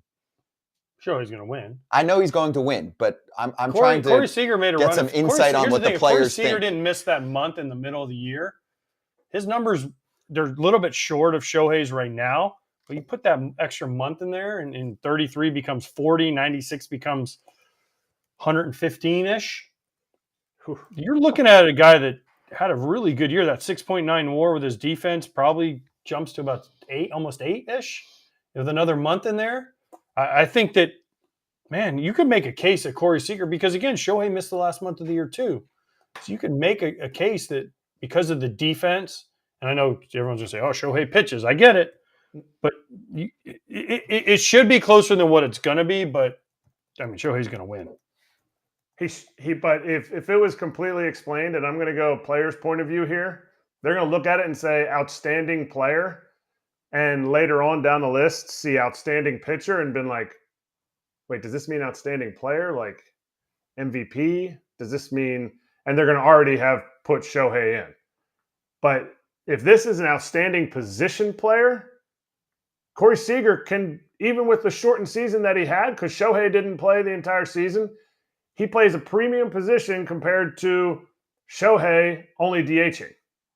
Now, if you take Shohei's entire body of work, yeah, it's obvious. But to me, I think it's closer if you actually look at the fact. And this might be a question that we should ask our next guest that voted, some American League player that actually was voting in this, because maybe they looked at it as the best overall player instead of just the best position player. I think Seager may have the edge. Well, My question is okay. So I know that this is supposed to be only hitting. So Shohei only position player. Okay, position I understand. But does Shohei's 10 WAR, that doesn't count pitching? No, it does count pitching. It does. Oh, so then I want to know what his WAR was just as a position player. I can get Hang that on. for you. Okay. You're going to pull it up? Because everyone goes off strictly off WAR. It's good, but this is the reason to have WAR. Like, nobody's like, man, I've had a tough week. I know my WAR went down. No, it's how do you compare what Shohei does on the mound compared to what Corey Seager does in the field? Well, I'll tell you what, I'll take Corey Seager at shortstop every day other than I'll take Corey Seager playing shortstop, especially the plays he's made in the postseason and what you watch him play a Gold Glove, possibility to win the Gold Glove. Listen, I know Shohei pitches once every 6 days, but the defense that Corey Seager and the stability in the 2-hole that he brings just means sorry. Can't help himself. But you're on your own on that one. I know, I'm sorry. I just heard Kratz laughing at me. But the stability that he brings every day when he's out there means a lot.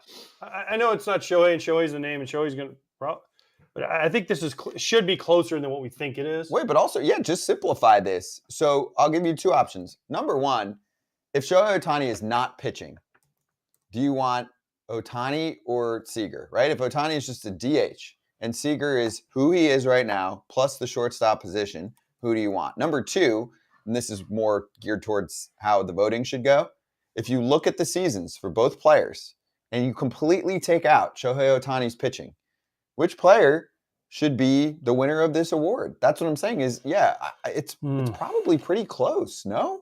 If not potentially giving it to Seager.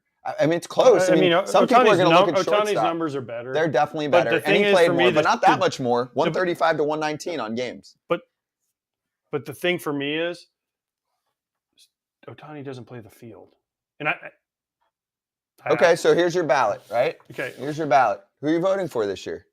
You're one of the players, and that's what this awards system is all about. I'd go here. I'd hand it to the PR guy and be here, fill this out for me. No, that's messed up. Don't do that. I'm giving it right back. Are we role playing right now? No. Oh my gosh. I'm not allowed to say that word for the rest of the week.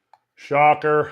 Yeah. There's your paper. Corey Seager. You know what? And people are going to go ahead, bring it. I don't care. I would vote for Corey Seager this year. Okay.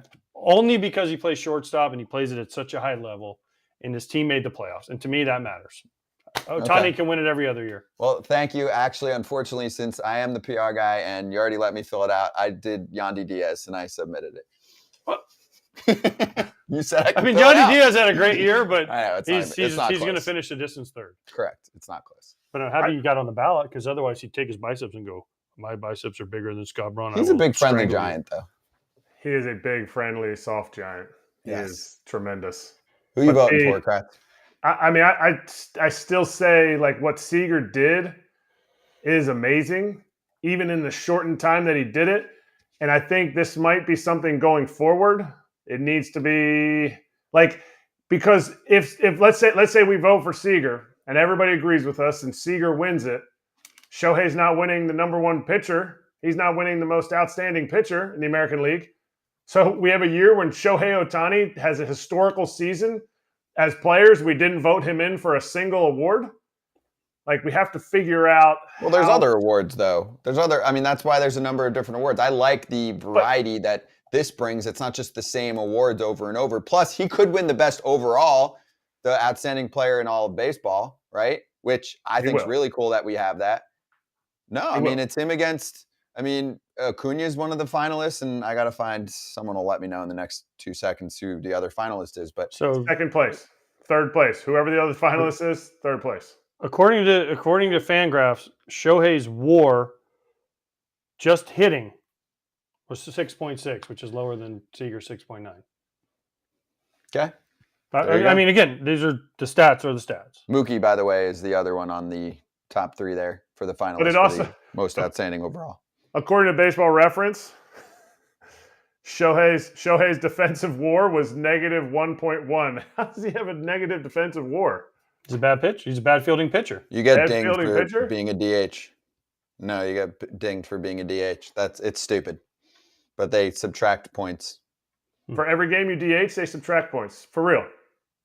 I don't know if it's for every game, whatever it is. I know points are subtracted. Yes. Wow, I'm this days old when I found that out.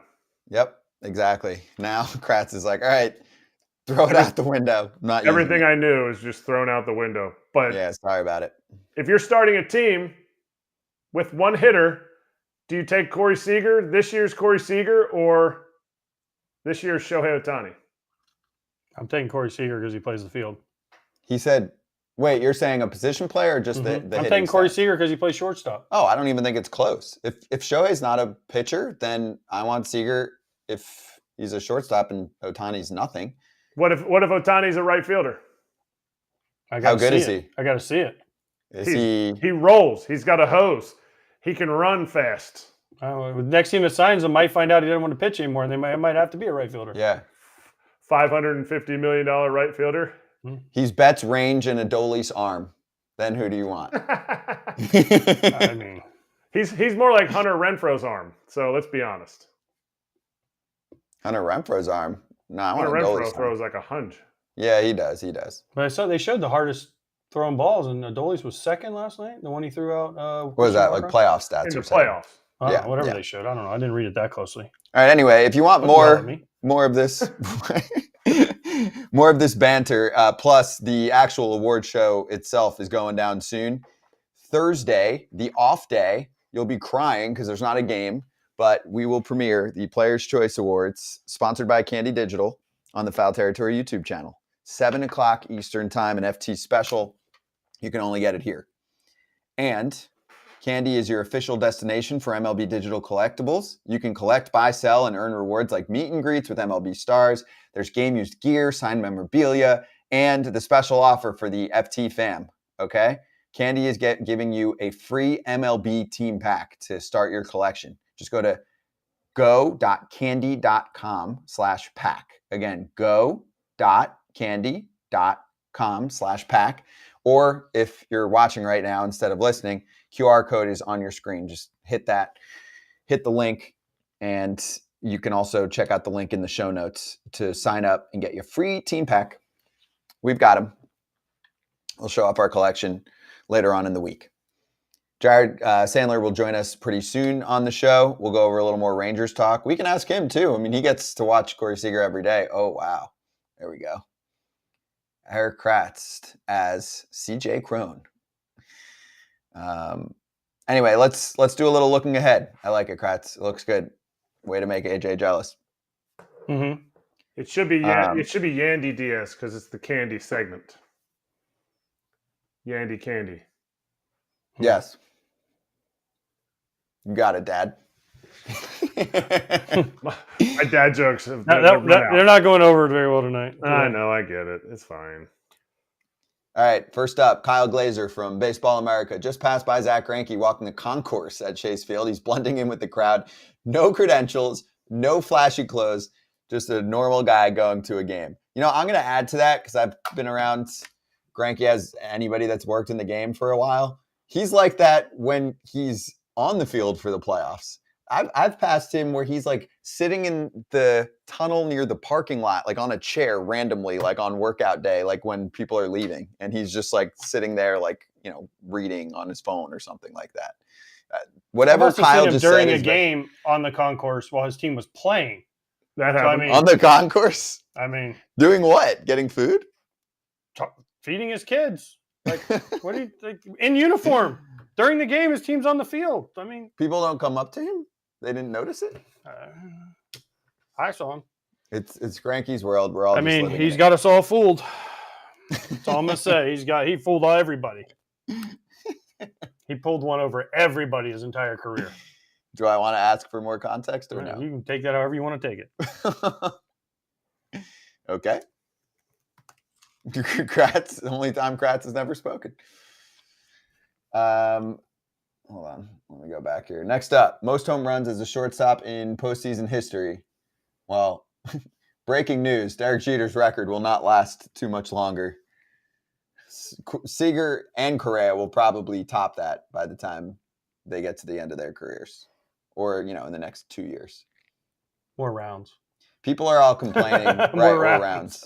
Well, that's the thing. People complain. They're I mean, like, come it's different. I get it. It's just look at it era by era. I agree. Like, there's so many records that go thrown out there per series, and it is like a little much. Where I do think our sport goes overboard on that front. I don't see that in other sports as much. I don't know if you guys noticed that, but in football and basketball, they don't just constantly throw records out there. I know our sport is more numbers oriented, but I do think we kind of water it down by constantly looking at like counting stats in the playoffs when there is like a massive discrepancy in terms of how the postseason is now. Some of it's okay. Like the Ketel Marte hitting streak is cool, but you know what I'm saying? Some of those kind of numbers, it's not against Sarah. I'm just saying, we throw so much of that out there and then people criticize it like, well, there weren't as many games. Yes, Kratz? That's not.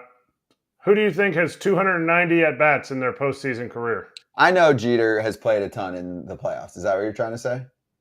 Yeah. Seager's got 290 at-bats. Jeter's got 650. I understand. Sorry, but it's okay to say Bregman's getting close to what Jeter's done in the postseason, that Seager's getting close to what Jeter's done. It's okay. Like, it's way less, way smaller of a sample size. Jeter played an entire season, 158 games in the postseason. His entire season of at-bats, and he accumulated those numbers. What was his WRC plus? In the postseason? Don't care. I don't care. They have some stats. I don't even know what they are on the postseason. I mean, come on. Listen, Jeter was great in the postseason. He got a lot of big hits, right? He won a bunch of rings. That's what it's about. That's all I want to know about. The rings. The numbers in the postseason are the numbers in the postseason. Great. I mean, Corey Seager hits more home runs than Derek Jeter his whole career. That's the facts. Well, right? no one's comparing who's better. It's a stat that's being thrown out there. I think the Ketel Marte one is pretty cool. I think the Ketel Marte one is great. I think, listen, a hit in every game is a big deal. And not easy to accomplish, especially too. Especially when you're giving them like he was last night. Right. But Marcus Semien, he should have caught that ball 100 out of 98 times. What happened there, by the way? Because he just missed it. Because he thought he had it, right? Didn't he kind of come down? He like jumped and I don't know. He didn't even jump. He just missed it. Yeah, if Seager wins 3 more rings, is he in the Jeter category? They both have an MVP. They both have rings galore. Yeah, if he wins 3 more rings, that's a lot. I get that. That's why I said 3 more. Yeah.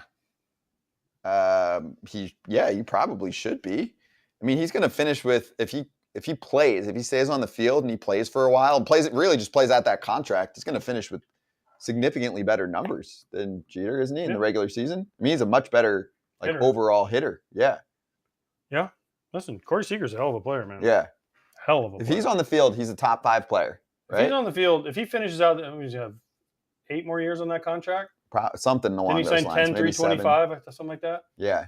If he finishes that contract healthy, he's going to go to Cooperstown. He should.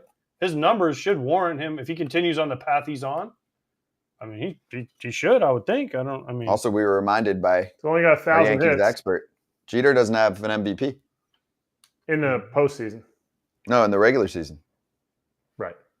He has the World Series MVP. Obviously, he was pretty clutch. Seager doesn't have MVP either.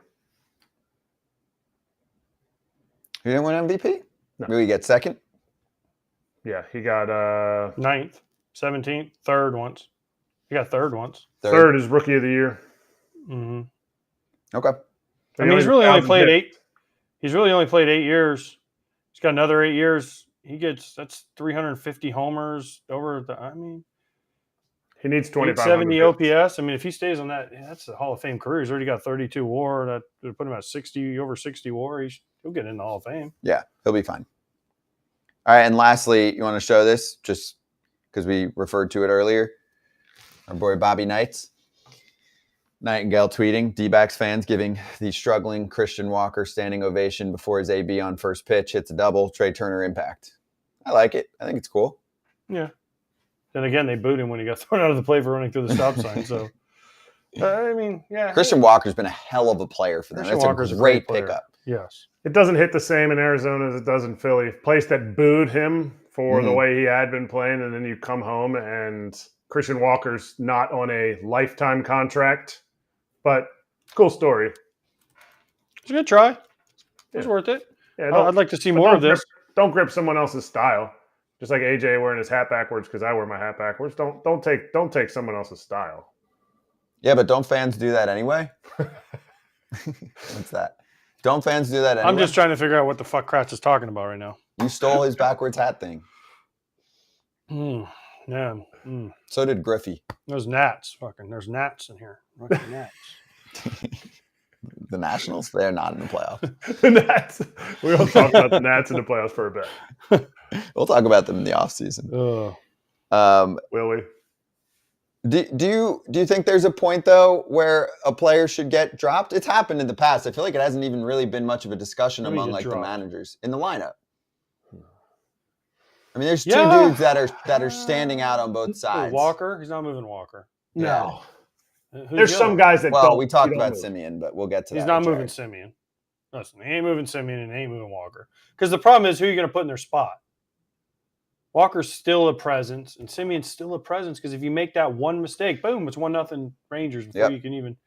If Mantiply comes in tonight and he hangs one of them slider sweepers that they refuse to call a sweeper, and he hits it for a homer, it's 1-0. Tommy Pham's hot as hell right now at the plate. No. I don't know. Let's ask Jared. Let's ask Jared. He'll tell us. We'll go to Jared. Let's go to Jared.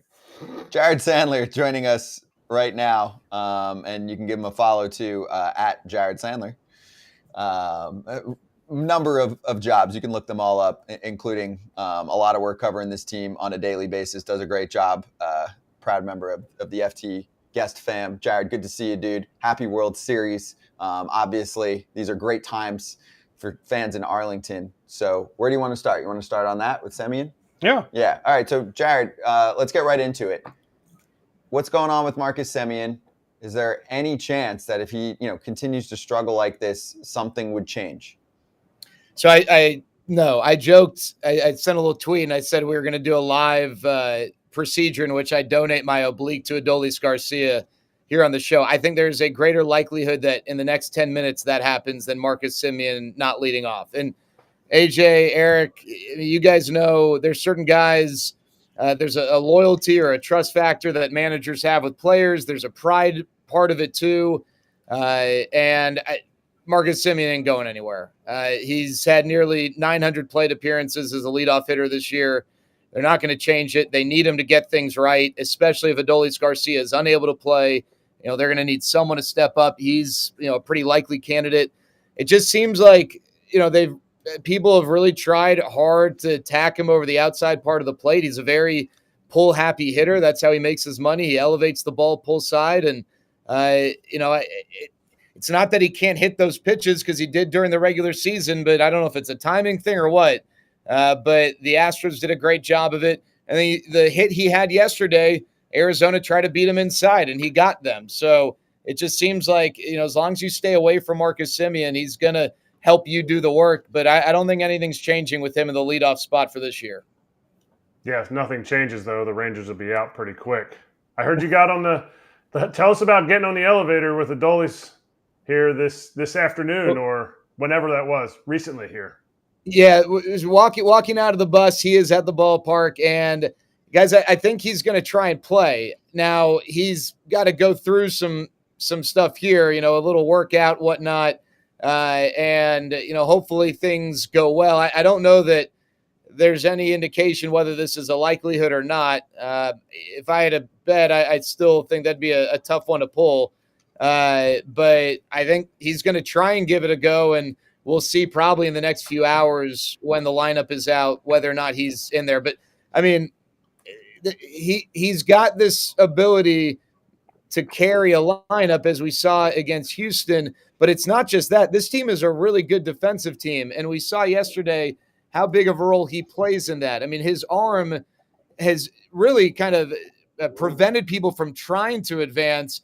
And I guess Tony Perez-Chica tried to hold up Christian Walker, but Christian Walker decided, no, sir. And that was a game-changing play. You know, if Christian Walker doesn't go, it's 1st and 3rd and nobody out, and who knows what happens.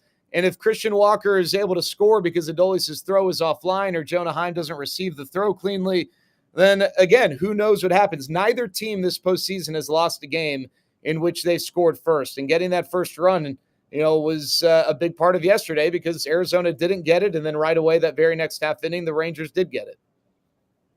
What was the injury, by the way, for Adolis kind of late in the year? Because I remember we talked a lot about how the offense looked so different by the time they got to the postseason. He came back pretty quick from that one, didn't he? Yeah, it was a knee injury. He was trying to rob one of those spares on the Astros of a home run. And when he, no, I'm just kidding. I think it was Kyle Tucker, but when he landed, at Globe Life Field, it's not like Houston where you can just do a little bunny hop and you're reaching halfway over the wall. He went, fully elevated and then just didn't land right on his knee. And there was some thought by Adolis, by people at the Rangers that, that was going to be an injury that wouldn't just knock him out the rest of this year, but into next year. And thankfully the scans came back okay. He still was supposed to miss pretty much all the regular season, but he ended up coming back. I mean, he's kind of a physical freak, physical specimen, but that was a knee thing. This is an oblique thing. He's dodged some bullets this year already with muscle-related injuries not being as severe as what was initially expected, and hopefully that's the case here.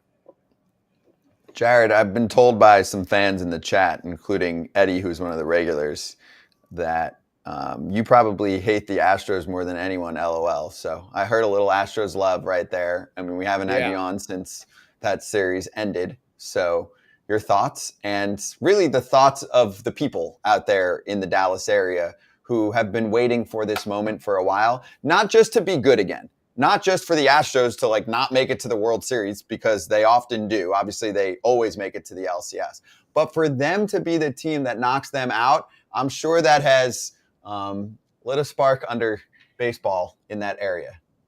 Yeah, no, absolutely. I just saw a video on Instagram of Alex Bregman playing basketball and t-ball with his son, and I'm just so glad he's got the time to do that, because I know in his mind he wasn't going to be free for the next couple weeks.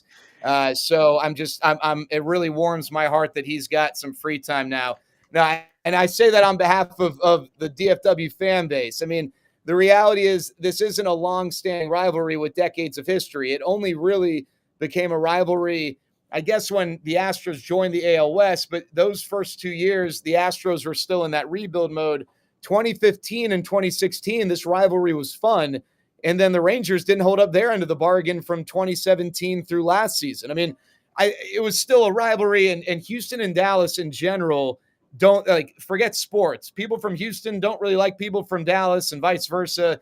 But this rivalry was dormant until this year. And I just think it's great for the sport. I think it was awesome that, not only did they meet up in the postseason, but it went 7 games. And, thankfully, I'm glad everyone was healthy. The Brian Abreu hitting Adolis García it was almost like guys on both sides were trying to be on their best behavior and say the right things and not stoke the fire. But then Adolis got hit. He turned to Maldonado. Maldonado claimed that it woke them up. And, all of a sudden the war of words really started. And that was great. I think it was great for the sport.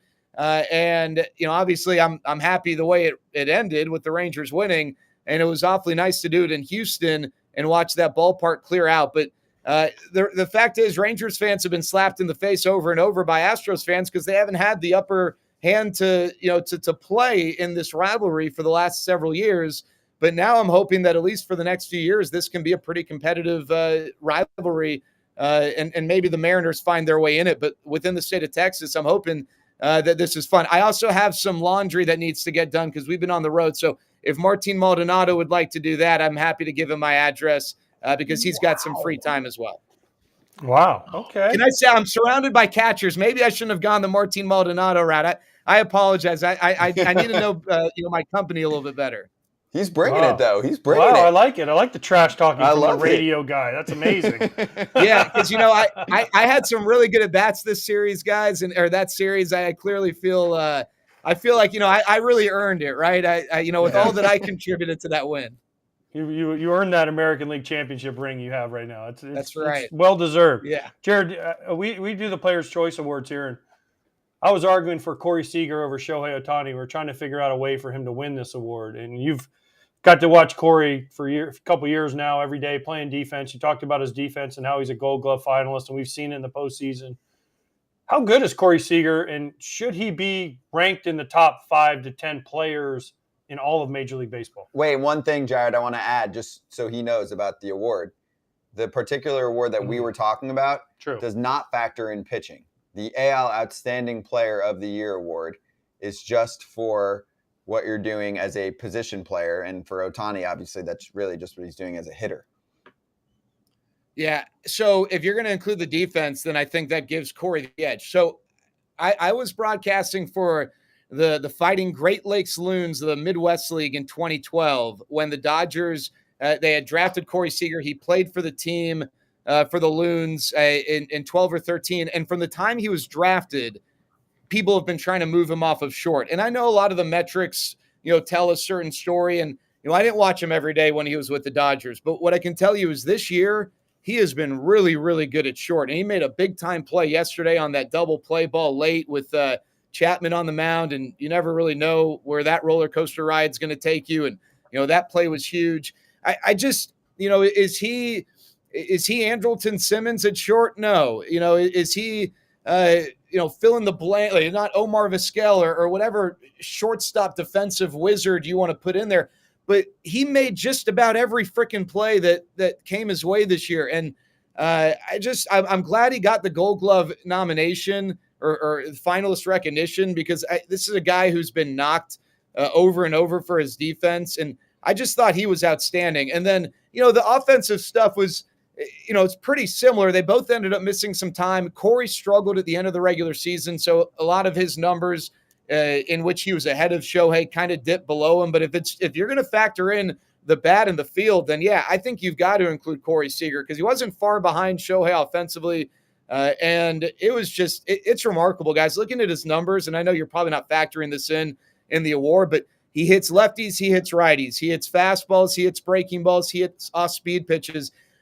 I don't know how you pitch him. I mean, if it's me, just looking at the numbers, maybe try get him low and away. And that's kind of what Brandon Pfaadt did in that very first at bat. He went change up off the plate or just, on the fringe, and he was able to get him to roll over. But, Corey Seager's not someone who really has discernible holes right now. And that hasn't been the case, or that has been the case all year. And that to me has been what's, in part super impressive. How do you guys pitch him? Same. That down and away, I think you have an opportunity to get a lot of outs. But you know how I get him out? By getting the guys around him out. Yeah. I can't believe they don't pitch around him a lot, and it's tough when a guy swings super early in a count. But to me, Marcus Semien has to be that team's MVP for me to even throw to Corey Seager. But they keep doing it. No, I agree. And guys, that's where one of the looking at some of the best lineups. The Dodgers 1 through 5 this year, probably better than the Rangers. You could say the Astros, same thing. Look at some of the really good lineups. Where the Rangers made their money was, 5 through 9, 6 through 9. And the guys at the bottom of the order getting on base ahead of Semien when he wasn't struggling, that was a real problem because, Semien leading off, getting on base with Leody Taveras, hitting in front of him and then Corey Seager. And it made it tough for teams to pitch around him. But that's where, it goes back to Marcus Semien, where, his value is so great because it makes it a problem for pitchers and for Torey Lovullo and Brent Strom to figure out what to do. But, when Corey comes up in the first inning with 1 out and nobody on, it gives them a little more freedom and flexibility. Kratzy, before I forget, can I just tell you, it warms my heart. I've seen about 5 of your books on this road trip here in Arizona from players and coaches that are opening up, reading them on buses and on planes. It's the coolest thing. And I hope you're getting great response and feedback because I think that the book is awesome. I haven't finished it yet. I've started it, but we got a lot of people on Team Rangers who are reading that book. Nice. I appreciate that. That's cool to hear. Yeah, we're getting a ton. I guess the people that don't like it haven't told me. So I'm glad there's a bunch of people that do like it. But my last question is, you were calling games for the Loons in 2011, but you're now calling games for a fan base that experienced 2011, experienced Nelson Cruz not supposed to be out there and, not catching that David Freese triple. What are Rangers fans most afraid of right now? Oh, I think Rangers fans, I mean, you can't and I grew up in DFW, right? So when that Astros dislike and, acting like I was the ALCS MVP, that's rooted from the fact that, I grew up rooting for this team and suffering like a lot of the fans. And, you can't say anything about one strike away or one out away or one game away, because this organization, I mean, there's a feeling amongst the fan base of being cursed, and that cuts deep. We intentionally, the phrase, seriously, one strike away is not something we say very often over the course of a game, because the Rangers in 2011 were one strike away twice, and for an organization to get that close and to come up short, it hurts. I mean, they haven't won a World Series, and then to see the Astros go and do it twice over the last few years, that cuts deep as well. So, the Rangers could, obviously the Diamondbacks have a win on the board. The Rangers could have been up 3-0 on the Diamondbacks, and this fan base would be wondering, all the different ways it could go wrong. So, this is not a fan base that I think is going to count, the chickens before they hatch. And it's an organization that hasn't won a World Series. And so I think the fear is that if something's going to go wrong, it will go wrong. Adolis García, Max Scherzer walking off the mound. I'm sure that the fan base is like, oh gosh, John Gray is going to come in, and not because of anything we feel about John Gray, but because of the track record, it's just not going to go well. And John Gray was awesome yesterday. He came up big. But, that's just kind of the disposition of this fan base. They feel cursed, and they're trying to exercise some demons, and hopefully, one of the coolest things, Adolis García broke David Freese's record of most RBIs in a single postseason. And so one of the narratives was, hey, this is a sign that we are in the process of exercising the demons of 2011. But there are demons, and until the Rangers get that final win, those demons are going to be very much at the forefront. Jared, since you've already celebrated your American League Championship MVP, yes. I'm proud of you. Yeah, thank you. If, again, I'm going to say giant if, because it's not over yet, if the Rangers win the World Series, will you feel like it should have an asterisk next to it because you guys didn't win 100 games, you didn't win the division, and you had to play the extra round? Since everybody seems to be bitching and moaning that all the 100-win teams lost and are out. So do you feel like if the Rangers win this, then you guys should forfeit your title to a team that won 100 game like the Orioles or the Braves and Dodgers? Yeah, no, for sure. I mean, that's definitely, that's how it should always go, right? You should write, apology notes to the rest of the league. The Rangers beat a team in the first round that won 99 games. They beat the Orioles, and they won over 100 games. And I know the Astros only won 90 games, but they're the defending World Series champions. They've dominated the American League, and they've dominated the Rangers. The Rangers can't help, obviously, as you guys know, that the Diamondbacks, ended up going through the Brewers, the Dodgers, and the Phillies. I mean, I don't know what you guys said before the postseason. I remember listening to some of your conversations, but I know there was a pretty strong feeling that while the Braves were the regular season darlings, the Phillies maybe were the team best equipped to come out of the National League. And the Diamondbacks took them to 7. It wasn't like the Phillies suffered major injuries. They didn't lay down or anything. The Diamondbacks won. The Rangers can't do anything about that. And, nothing's guaranteed, by the way, the rest of the series, obviously. But no, I mean, you don't get bonus points for the path you take. And the Rangers did not have an easy path to get here. That whole thing is garbage. I understand there are people who wanted an East Coast team. The East Coast bias is real. It exists for a reason. I get that, the ratings would probably be better if there was, a New York or Philadelphia team involved. But who the hell cares? It doesn't matter to me whether there are 9 million people watching or 90 million people watching. You go through 162. You earn your way into the postseason. And this team absolutely has earned their way to get to this point by playing the teams that they've played along the way.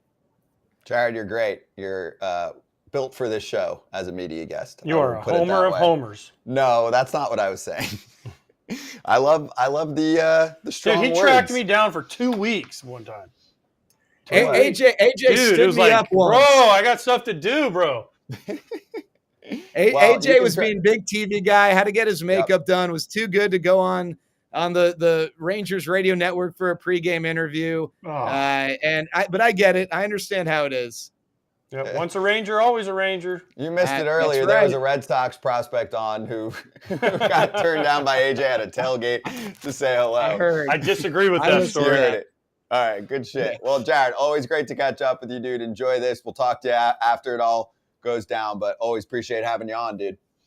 I appreciate it, guys. Thanks so much for having me. Keep up the great work. You guys are the best thing for this sport. Thank you. That means a lot, dude. Means a lot. Jared Sandler. Obviously, you can listen to him on Rangers Network and a number of other spots, radio, and we'll post the rest as we'll post some clips from that conversation. All right, let's do it. Let's slap.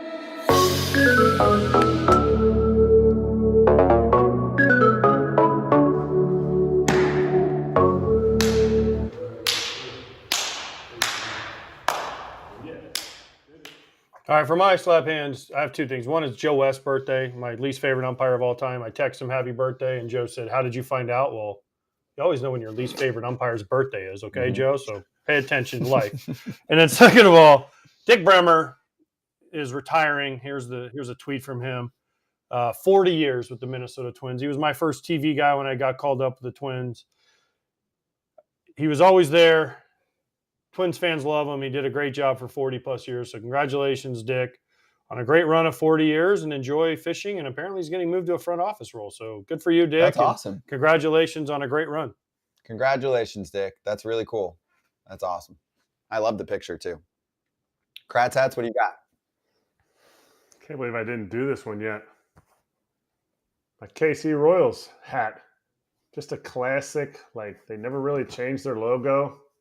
Just a little white. What is this thing called? Anybody know what this thing is called on top of the hat?